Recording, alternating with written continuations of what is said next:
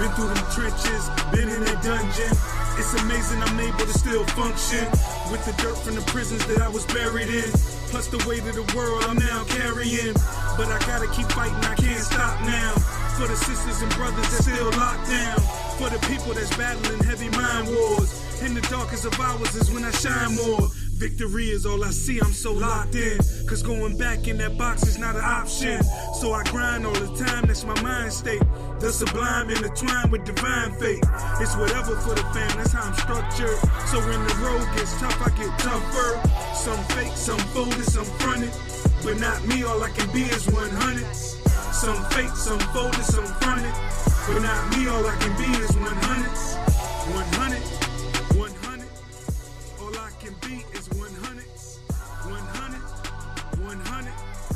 All I can be is 100.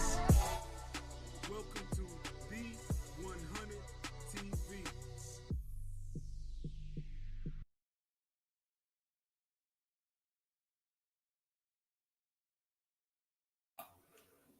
What's going on, world? This is D100 TV.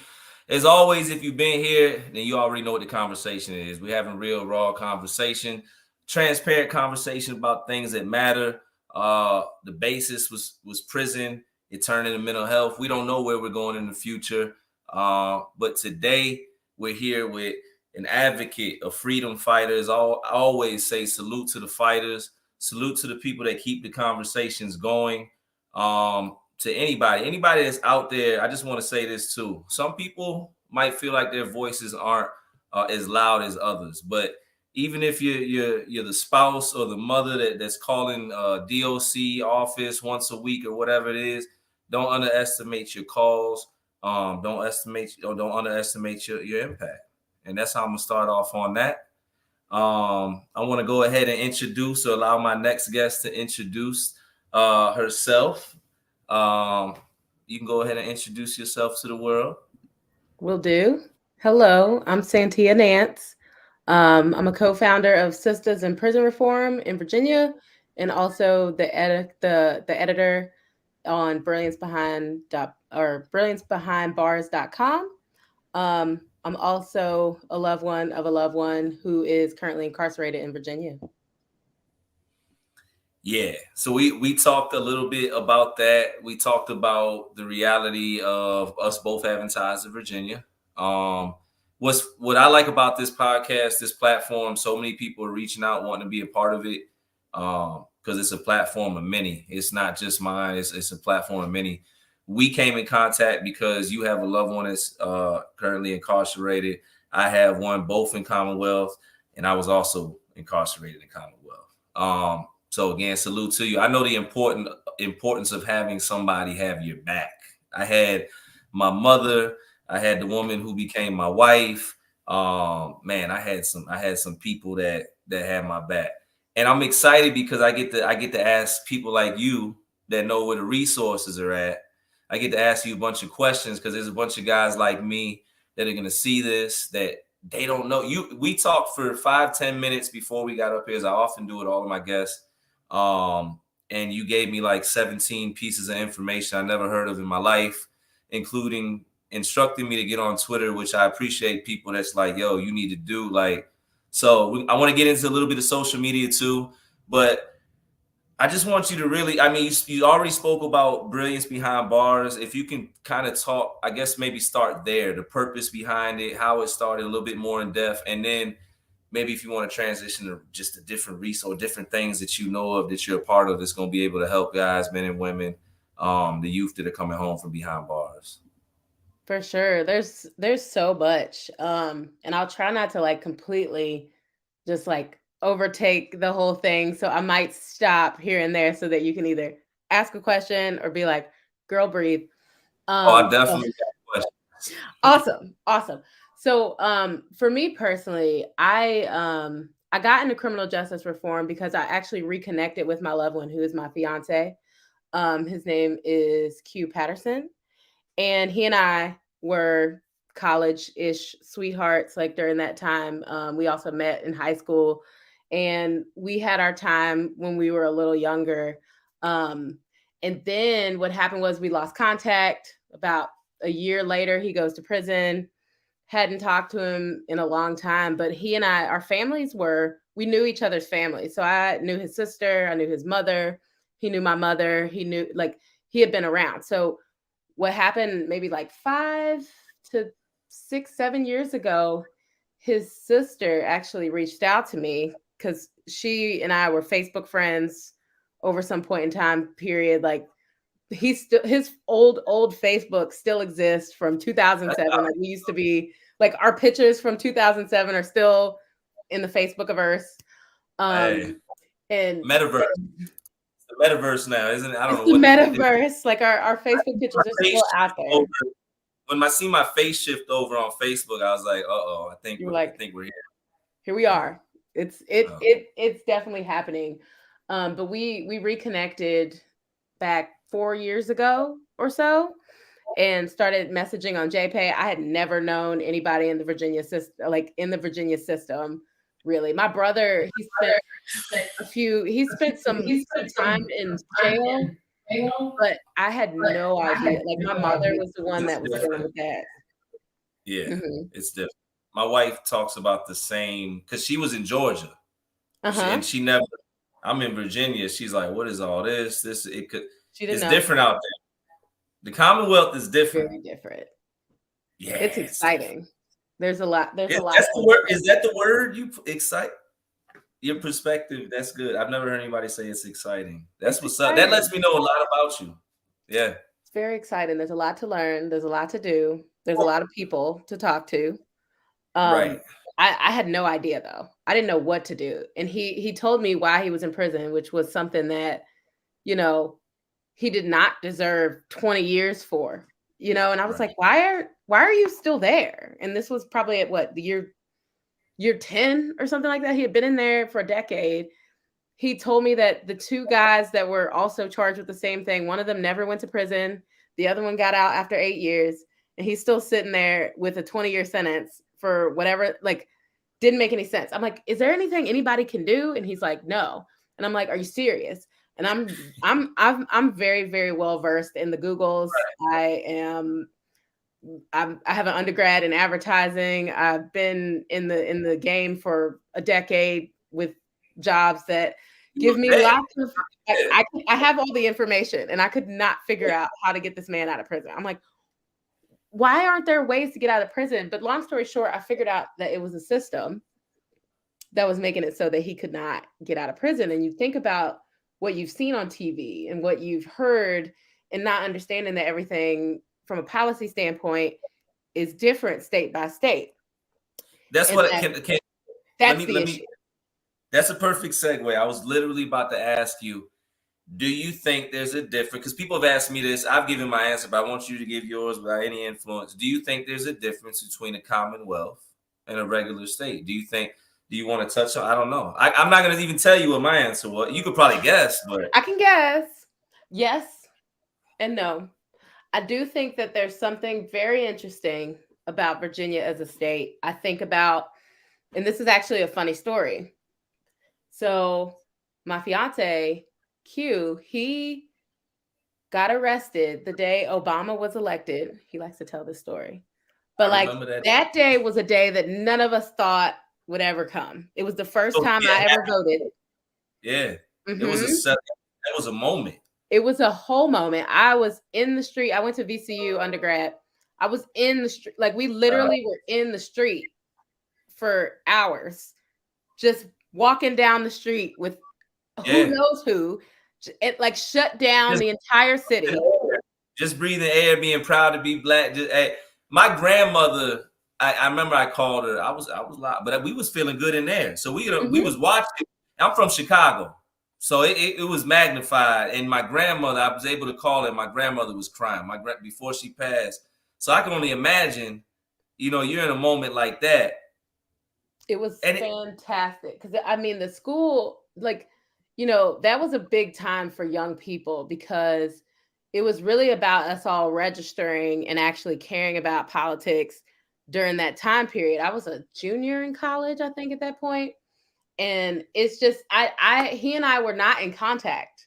But it's so funny to look back and think about the fact that he was getting arrested while the first Black president was getting elected, and the way things are now. You know what I'm saying? Like, and just thinking about the way that the years have gone by and what has changed and what has not changed. We've had Trump as with that. Virginia is different. And I'll tell you why. So you think about why that happened. In Virginia, like, I'm pretty sure that was one of the, I think, if not the first, but the first time Virginia went blue. And yes. So like, that was one of the reasons why that election was able to happen. And there was a culture shift, I think, during that time period for Virginia. And I think about that when I think about 2020 and how there was a culture shift in Virginia then too. But anyway, back to your question. Hold on real quick. What year did that Charlottesville thing happen? That was 2020, I'm pretty sure. That was all the way in 2020? Yeah, I think it was. I'm trying to think now that you say that, I feel like it was 2020, because when else were people protesting? Or actually, I take that back. When Black Lives Matter first started, I think might have been when that was. I don't know. I just remember that was. The time, like, people, there's Charlottesville. There's Charlottesville, Virginia. There's Northern Virginia. There's the Hampton Roads area of Virginia. There's Richmond, Virginia, and there's South Virginia. Like, if you think about that, that's what's wrong with Virginia, is that there's the liberal part of Virginia, and then there's like the mostly liberal part, and then there's like the extreme opposite sitting literally on the county lines. Yeah, and then you got the 757 area, where there's so many people who have family members who are locked up that are in that area, Portsmouth, Norfolk. Like, if you think about that, and you think about where all the voting and the politics are happening in Northern Virginia, and you start to understand like the makeup of Virginia state, you really can see why it's so messed up, is that the people that are voting are not the people that are really going to be impacted by the system. I left when I came home the morning of January 13th. We went to Mama's house and ate some home cooked food. Some meal. Me and my wife stayed in the hotel one night so we could eat breakfast with Mama in the morning. And after we ate breakfast, I was on my way to Atlanta. You're like, I gotta go. And when I got here, I felt the difference. Every place got its, but here, man, people network, people will give you the information, people will help. It's just different. And I wish Virginia be that. So many strong minds, man, so many brilliant, intelligent people in Virginia, but I'm gonna tell you, for whatever reason, there's a lot of history, man. There's a lot of strength in Virginia, but I don't know. It's there. And I'm gonna tell you where you're gonna find where the Virginia people are. You're gonna find them on Twitter. Now, what is very interesting about Virginia and how it's specifically in criminal justice reform. So like I told you, with the history lesson of how I got here, I had no idea what was going on. This was 2019 when I really was like, wait a minute, there's something going on. There's something wrong here. I started looking into the information. I was trying to do my research. I was trying to understand what was going on. It was very hard to do so. I like to call this person like my like criminal justice angel, my criminal justice mom. Right. It's a woman named Rena Wilson. And what I learned was she and I were coworkers, because when I had been Googling all hard trying to figure out what to do, I saw her picture and her name, and I was like, I think this lady works in my company. I don't know. Right. Yeah. She worked at my company. She sat with me. She was working on Fishback. Like, she was working on the Fishback parole bill. Heavy. Like, she was in news stories. Her picture was online. And I was like, hey, like, I don't know what to do. Like, she sat with me outside. I will never forget this day. She sat with me outside. She showed me what Facebook groups to join. She told me what information to look at. She showed me how to use the legislative system. She sat down and like bless her heart, her husband is home now, which is fantastic. I haven't talked to her in a long time, but I know that meeting was very pivotal for me. Her husband's home now. Mm-hmm. Oh yeah, they somewhere they somewhere living their lives. And that was like that's what's up, man. It was amazing. I would have never known. And then from there, it went completely nuts. I had all these resources with Facebook groups and people talking about what to do. All I need is a key to the people, and then I can work. So once we found that, like, there was Twitter, and then the Sisters in Prison Reform. We were born. There's three of us. My sister Pauletra James, my sister Juanita Belton. Juanita Belton is in Boston. Pauletra is in Woodbridge, and the three of us met on the internet and started a criminal justice group. And we were working like it was pandemic. Think about this. It's 2019. Pandemic hit 6 months later. Twitter crazy. was one of the biggest ways that we connected, and we spent so much time on Zoom. We are literally like sisters at this point. Like it's amazing. And shout out to, that's why I say y'all are fire. Shout out. So I have met a lot of dope people on the internet. Now that I'm starting to learn, I've been home since 2020 and I'm just now learning, and I learned it by happenstance. It was by accident because now I have to learn it. So you mentioned Twitter, you mentioned resources. What, like, for guys like me that are still learning, are women coming home, are you whatever that need to look up resources? Because I didn't even know about Twitter. I didn't even think about Twitter in terms of this. Because when you mentioned it, I was like, so you mentioned Twitter, you mentioned Facebook. What are some places to look, or some good tips, maybe anything like that? So the thing that's very weird and interesting about Twitter as a platform. So I started on Facebook and I got all the Facebook groups that's used. And I'm sorry, I get analytical because I'm very platform oriented because my job, like my day job, I call myself a what do they call it in Harry Potter when you're a muggle? When you muggle job. Yeah. What platforms are used for? I can't help but to think about it like that. I learned that Facebook is the place where you can find a bunch of people who are going through what you're going through really easily. And you can, like, Facebook is a really good place to be like, have you heard from your loved one today at Lawrenceville? And people are like, yes, no, maybe. What pod is he in?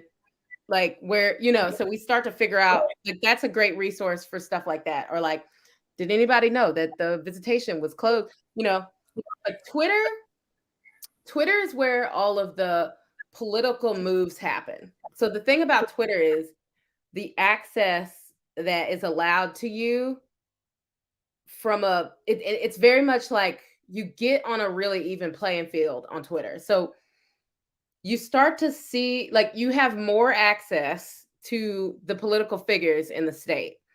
If I tag delegate whoever, they're way more likely to see this than they would on any other platform, including email.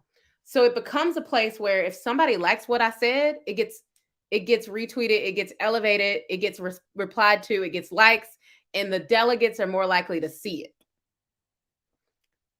And basically, if you can get a political figure to follow you, you can DM them. So that is one of the ways that I know that we've been able to be very effective in just like trying to flood people to Twitter so that we can amplify the messages that matter. Now, I can say from experience that there have been series of tweets of mine, and I only have 400 followers. Like, I'm not like out here in the 10K range or nothing like that. The Sisters in Prison Reform Twitter has like 1,100 followers. Like, we kind of got a little something going on. But mine is not, super heavy. But if I tweet, so one of the things that I tweeted, like, there was a point in time where, and we can talk about this all day, where Governor Youngkin put in the budget amendment, right? And there were people who had a lot to say about that. And like, there was a point in time where I wrote some kind of tweet like, hey, Governor Youngkin, people that have incarcerated loved ones, we need to know what you're doing. Why are you doing this? This is not.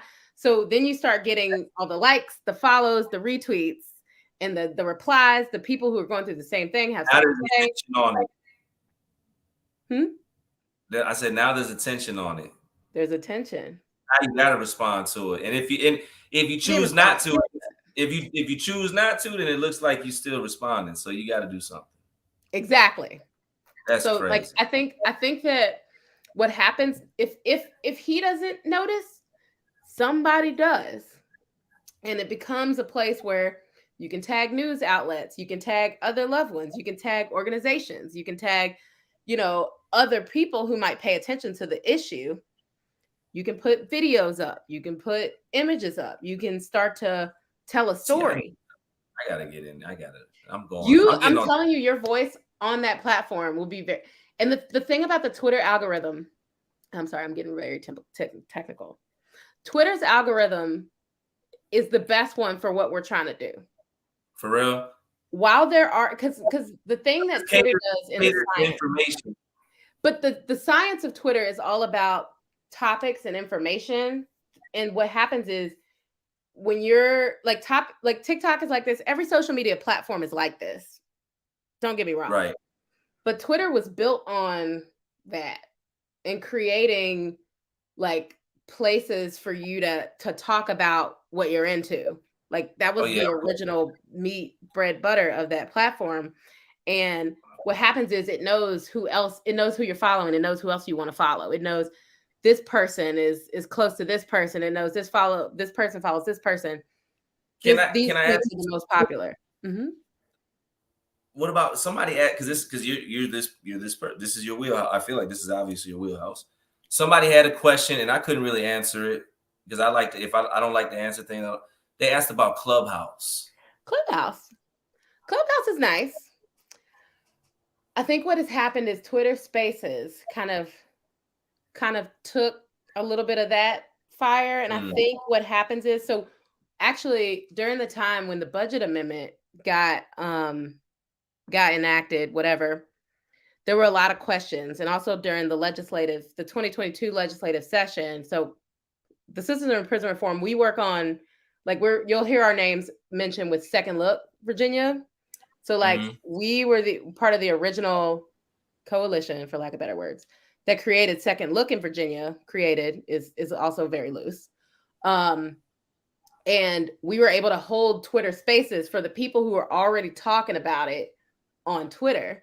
And then it became a place where you can respond to people who are in the space, or you come unmuted, whoever's the host can help you. So I think that what has happened for Twitter is it is a place where the people already are.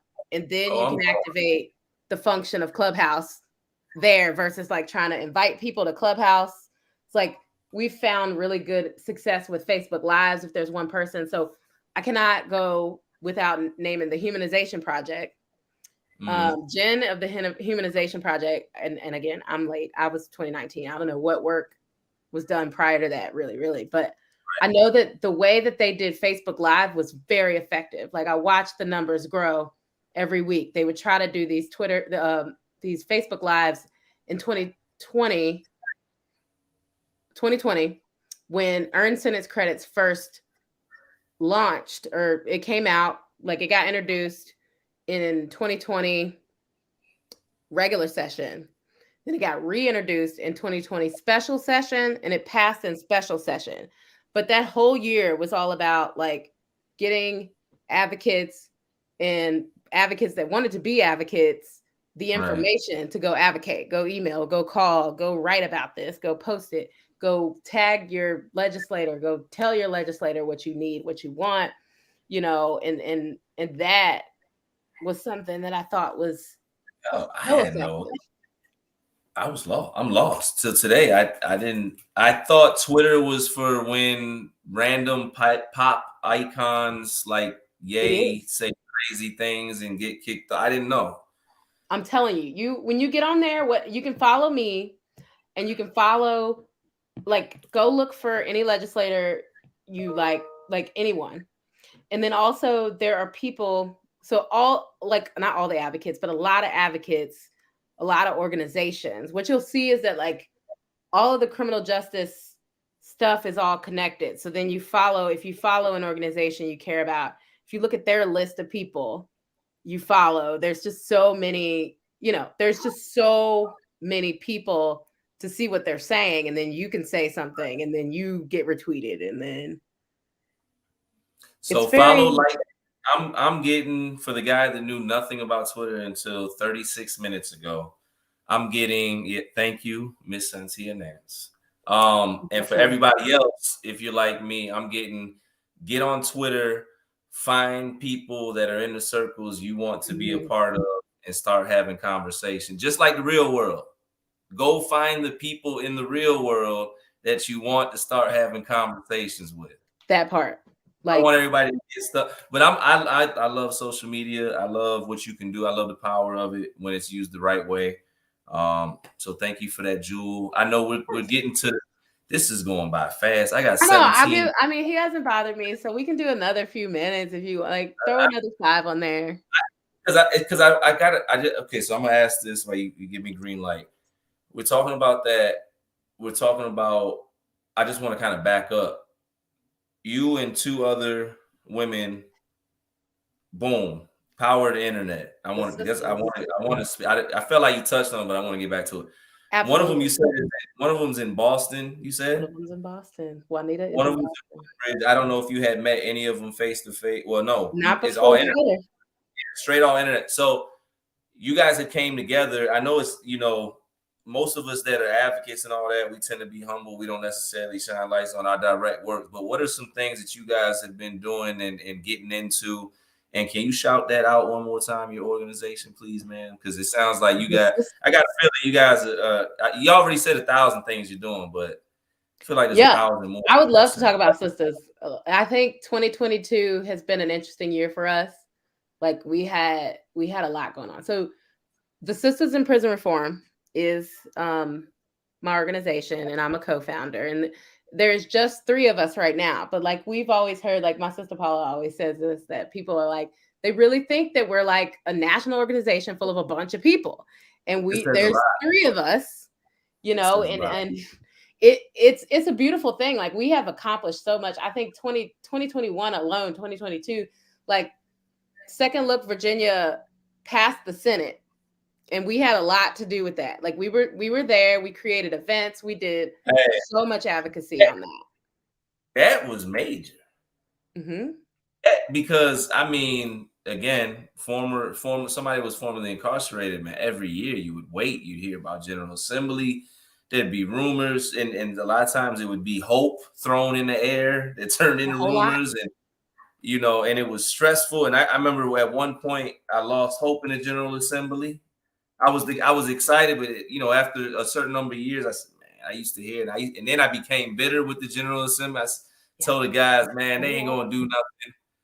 And then a bunch of stuff happened. But go ahead, I just want to speak on that because that's amazing. It's a good point, because I do think that one of the things that's really hard when you're not directly a part of the process is you don't really see what that takes and what that is. So I will say, for me, when I was when earned sentence credits was happening in 2020, I was more of an outside party. I wrote emails, I called offices, I put it on Facebook. I tried to help organize I tried. I was not a person that was involved from day one of that bill writing process or that bill process. But when the Second Look piece came up, like we have been, so the Sisters in Prison Reform, really quickly, we were founded because all 3 of us had loved ones that we have loved ones that have been affected by the system. They were all locked up. I will say that Juanita Belton, who's in Boston, she was able to help advocate to where her loved one got out on a pardon early this year. So he got out, which was awesome, because we started the organization for the 3 guys. We were like, they need to be out here. They do amazing things. They've worked hard and they've spent too much time in prison. So that was what it was all about for us. It's like, there's a group of people who have no business being locked up. And like our 3 guys fit that bill very, very seriously. Like taking college courses, making programs, organizing guys, helping guys, creating things, working hard, clean records, for, you know, like all of these things. And it's like, but for some reason in Virginia, showing signs of being rehabilitated, it's not enough for them. Doesn't matter how many decades you've done. Paula Etcher James, her husband has been incarcerated for over 20 years because of mandatory minimums. And it just doesn't make any sense. He's in his 50s. Why is he in prison? So mandatory minimums are a joke.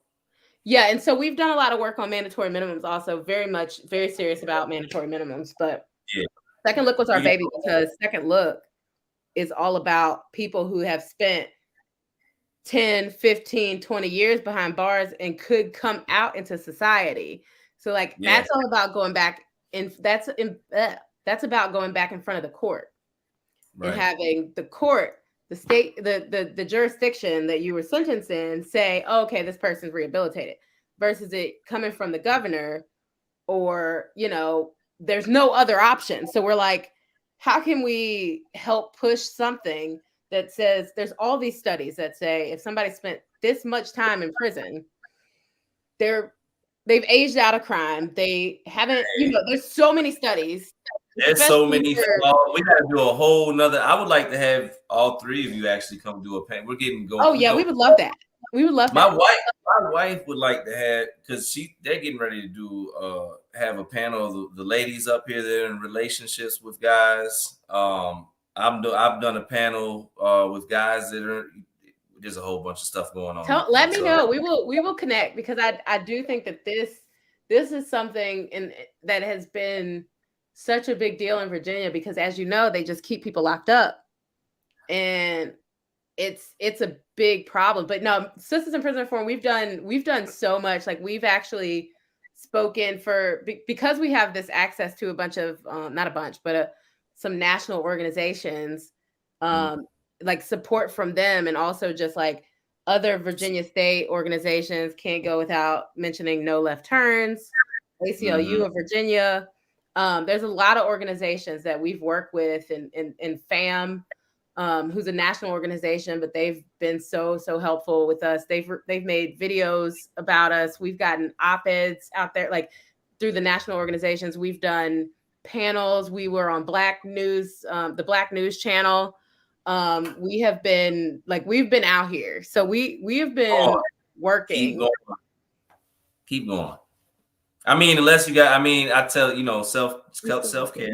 I know we need self-care, but we are still working. So like the plan is for 2023. Second Look is coming. We are still working on Second Look. The organizations that are super involved in that, like there's changes happening. There's changes happening throughout the country when it comes to the judicial system. And you know, even with Virginia, I said I was growing bitter, but there was changes. They were subtle, but now we're in a place now where you're seeing some big change. You just seen at least over 3,000 guys come home recently. It's a beautiful thing, and you know, for earned sentence credits, like at the time we knew what we wanted it to be. It did not end up being what we wanted it to be, but it is a big, huge, amazing start. Still a win. Budget amendment was not okay. That was not okay. Don't love that. The original way it came out, I'm like, okay, we all knew what it meant. You know, we knew what it meant. You know, and we did a lot of work on that. Personally, I've been very, very, very heavily in the past couple months trying to help advocate for what's happening at Lawrenceville. Has been a big part of my work. Hey, not a big fan of that. I got word a CO fell through the roof at one point. I heard about that. Mm-hmm. They got a lot going on. Yeah. I know why. It's always been. Steve Harvey said it. He told a joke long time ago on the radio. He said, if I ever got locked up in Virginia, I'd want to be locked up in Lawrenceville. And for him to know that, that's a problem. It's always there's a lot of problems. There's a lot of problems. We can get up here and talk about. We should get up here and just talk about the problems one day. We'll be up here. There's a lot of problems. There's an oversight is a big one that we have been. So involved as an extended coalition, with oversight. Mandatory minimums is huge for us. Second Look Virginia. Basically, the Sisters in Prison Reform, we are very much like, our focus is in on trying to get people home. So like whatever it takes for us to push towards people coming home, that's what we're about. So we try to, work with the pardon system. We try to find out as much information as we can on that and trying to help improve that process. We care, like, obviously Second Look is a big one for us. Earned sentence credits was big. And definitely like trying to improve what it's like on the inside. So some of the big work that we've done this year is we worked with the state fee study work group for reducing or eliminating the fees for communications, commissary, and we sat in the room with people from DOC and legislators and people from different organizations just sitting there talking about what that's like. And me, like, literally I'm sitting next to somebody who works for like and honestly, it was very clear to me that they don't hear from people like me often, just somebody who's experienced in the system. So I thought it was a great, like, I will say, I thought it was a great introduction. You want to know how I know they don't? Because I mean, I don't know everybody, but I know a decent amount of people, right? I started meeting people before I came home and continued connections. And we talked. I said I was excited because I feel I'm being introduced to a new circle. And what I liked about what you just said is, because I'm one that pays attention, I listen to conversations. Mm-hmm. You were having dialogue about something that's not discussed enough. They're not discussing the fact commissary prices keep going up and guys still only make 27 cents, 35 cents, and 42 cents an hour. Mm-hmm. That's bingo. They're not discussing the fact the phones is ridiculous. In some jails, you can get a tablet and your people put money on it and you call from it. You ain't got to worry about getting into a knife fight or God knows what could happen trying to get on the phone. And then with the traveling thing, it's no big secret. They move you away from your family. They move you out there. So they got to drive, and it's a joke, man. I just know that a lot. And yeah, so the group's focus was, so there was a legislation piece or two about trying to reduce or eliminate the fees for incarcerated people and their families. There was a bill in 2020. There were two bills in 2022. One on the Senate and one on, technically there's four. There's one for prisons, one for jails. Mm-hmm. And there were two studies. So the General Assembly passed, yes, we'll do a study in 2022. We'll do a study and we'll involve these groups of people. Sisters in Prison Reform was in that bill. Mm-hmm. So we were a part of the group. We've been a part of the group. But it was just very interesting to your point, like the things that were brought up. It's like, well, this stuff is expensive, and our loved ones that they can only, like, just listening to the policies and the reason things are in place, their security. We're like one thing that we particularly picked on a lot was the $200 TV. We're like, why is this TV $200? Why is the TV $200? And, the answer to that is very, like, I started to really see it because it's all very technical. It's like, well, the vendor sets the cost, not us. Also, the vendor says the cost is $200 because they have to implement special security techniques to allow for a TV, and the parts cost a lot of money.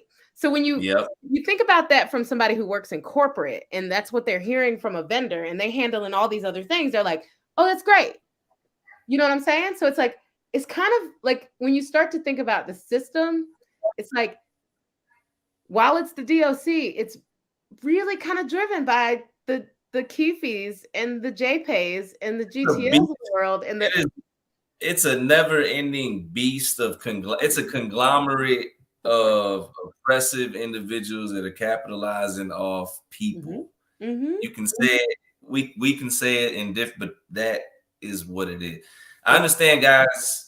Even myself, I never said I was innocent. I understand there has to be law and order. I'm not one of the guys that's gonna say, but there's levels to what's going on. You know what I'm saying? And it's refreshing because again, we've talked about it. For us, we were IRG, inmate representative groups, and we would be sitting down with the wardens and whoever the majors, and we're fighting for these types of things. We never knew anybody, because a lot of times with advocates, they're fighting for freedom, which is great. That's the goal. We'll go without everything if we got to, if it means we can get home. Yes, but you don't really seldom hear about people that are fighting for what's going on behind, because the sad truth is, for some people, they're never going home. So these victories still impact people's lives going forward. And as human beings, like, the thing that's so interesting is, like, me personally, it was hard at first for me to tell my story. But then when I realized how it was affecting people who had no idea what the system is, I'm like, oh, okay, I'm shouting from the rooftops. Like, it was very, like, just to know that, you know, people don't even think about the fact that it's like, yeah, you know, he works most weekdays, but he makes $50 a month. Yeah. Hey. You know what I'm saying? And you think about that, and you think about inflation, you think about commissary prices, and they're like, yeah, the price is going up. Then they take 15%, which is, I mean, it goes to your savings and other things, your court fines. And why am I paying $6 to send $25 to him? I can't remember. Oh, like, there's crazy the fees, and then like the phone. Granted, the phone, to put money on the phone, there's no fee to do that. Granted, they just cut, like, all of these things are great. They just cut video visits to be half the price for specific. So it used to be $20 for an hour, but now it's $10 an hour, which there were a lot of people who worked to make that happen. I'm not one of them, but there's people who have done that work to say, we need to make it so that families can afford to do video visits. Yeah. And, you know, I'll call out assistant families and inmates. And that's what their organization is called. And I'm not going to throw them out there, but like, they're very much like, wait a minute, we need to stop saying the I word.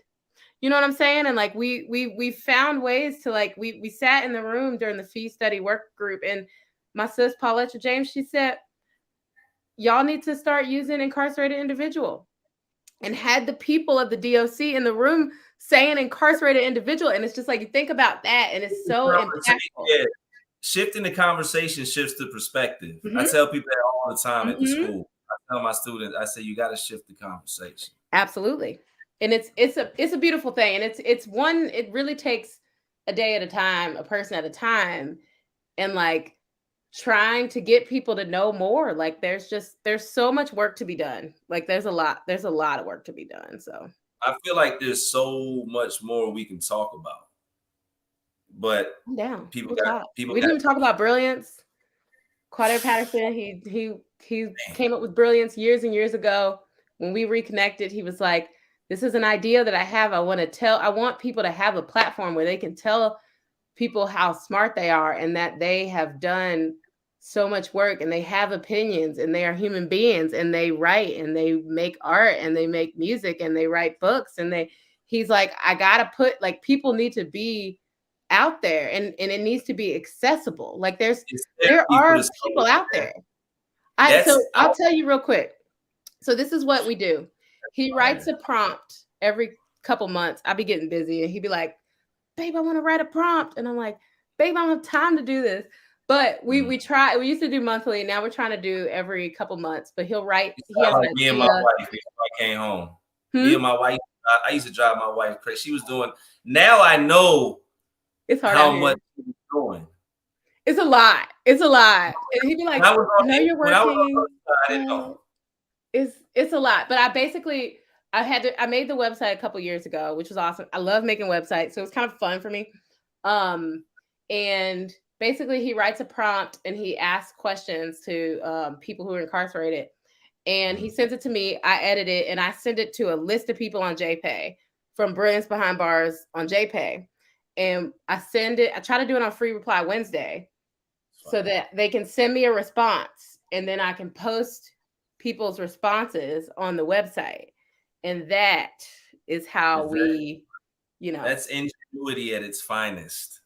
But that's always been the strength of people. It's beautiful. Yeah. It's a great thing. We have one right now. Yeah. So as we bring this to a close, hopefully we can get you up here for part 2, because it seems like there's a whole lot more. And man, I'd love to get the ladies from your organization up Yeah, here, they would love because to. yeah, to talk about, their personal, their stories and everything else. There's so much, man. Salute to you, salute to everybody you mentioned. Salute to anybody that's watching this that's in the same lane. It's a Well, thank hard y'all. job. It's laborious. It's not for the faint-hearted, and it's definitely not for the selfish soul. So salute to y'all. Absolutely. I always like to end my show basically with giving my guests an opportunity to say whatever, anything they want to say. It could be, I don't know, it could be a lesson, it could be a shout out, it could be something you want the world to know. This is your opportunity to do so. I know. I feel like I've been talking so much about myself and about Carter. I call him Q. He's Q Patterson. I feel like no, you probably Q. if he was ever on Haynesville, No, he I don't know. wasn't. He He wasn't on wasn't. Haynesville. I He was on Haynesville, Sussex, Greensville. he was on Sussex too for a little bit. I was on Sussex too twice. Okay. I don't know what year that was, but he was there. He was there for a little bit. He's only been. He would have had to have been there for like 4 years or so. Like he spent some time on like 3 different compounds. But Yeah. I'll just say, I mean, join Twitter, follow me on Twitter, DM me, let me know it's you. Like tweet me, tell me you saw me on the thing, and I'll help you. Like following legislators, speaking I'm your hopping mind, on. getting retweeted, like all of that is so important. I've seen people blow up on Twitter. I've made some amazing connections on Twitter. Like it is definitely a great place to start. And then like Facebook groups. Thing about Twitter, I will say, is that there's a lot of the people on Twitter are more activators than the people on Facebook. The people on Facebook, they talk, they do some advocating here and there. Right.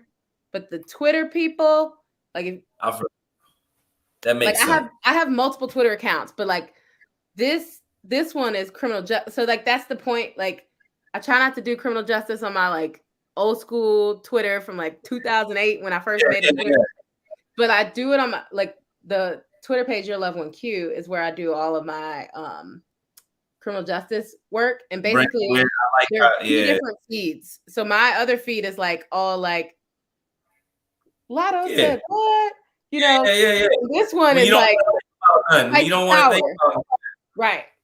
Yeah, so then when you it's all about having gotcha. And that's the key. And yeah, follow me on Twitter. I'll help you. I'll come back.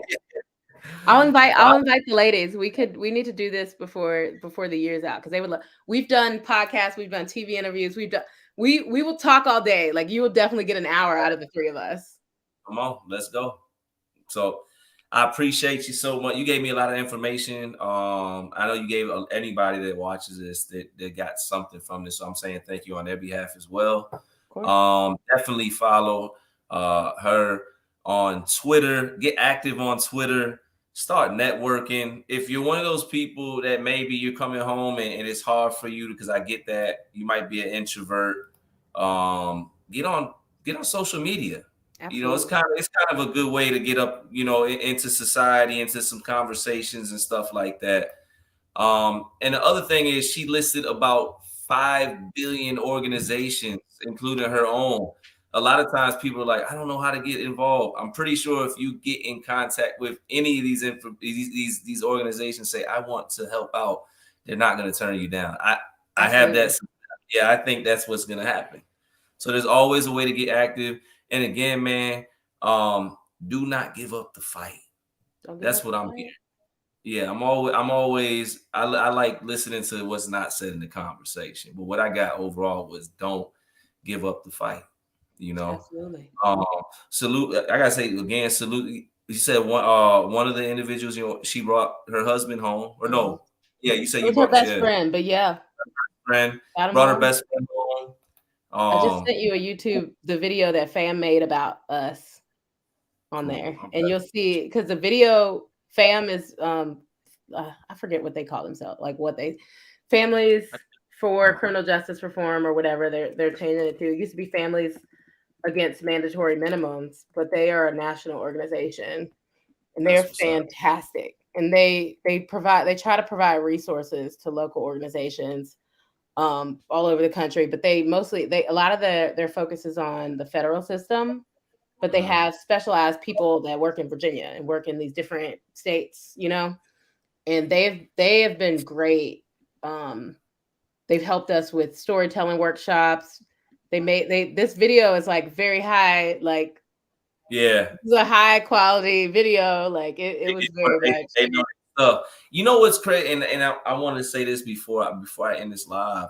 Yeah, there are an obscene amount of resources out there, and a lot of times we don't know about them. Our loved ones don't know about them. Mm-hmm. So if you don't know where you can find help, just start looking and don't stop looking. And usually I was at church yesterday and they had it was a ministry fair and I was looking for the prison ministry table. And I think this is a good way to connect. And I couldn't find the table. So I went to I think it was the youth ministry table. But by me going to that table, they were able to direct me to the table I was looking for. Absolutely. So, that's what it takes. And honestly, it was a long time coming. Like we've been an organization for good Lord, did we start in the beginning of 2021? We started late 2020 where we were like, okay, what's our name going to be? Because we were trying to find other people who wanted to do. And we came up with our name.